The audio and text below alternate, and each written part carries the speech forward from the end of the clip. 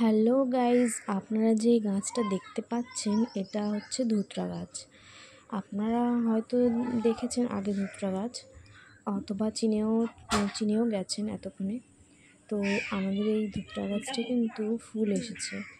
তো আমি বেশ কয়েকদিন ধরে যবে থেকে ফুলটা এসেছেন তবে থেকে কিন্তু হয় ভিডিও না হলে ফটো তুলে রাখছি, কারণ আমি দেখব যে ভেতরে কী রঙের ফুল হয়। তো তখন ছিল বৃষ্টির সময়, তো বৃষ্টির সময় এই ফুলটা হয়েছিল, মানে মাঝে একবার ওই একটা ঝড় হয়েছে, ঝড়ের নামটা হচ্ছে রেমাল।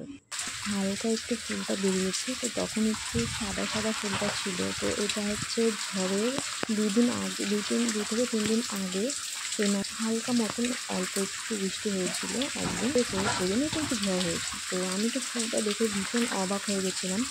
তো দেখুন ফুলটা কিন্তু এরকম ফুল কিন্তু আগে কখনো দেখিনি, চারিপাশ দিয়ে এরকম চেরা চেরা। আমি এই প্রথমবারই দেখলাম এই ধরনের ফুল।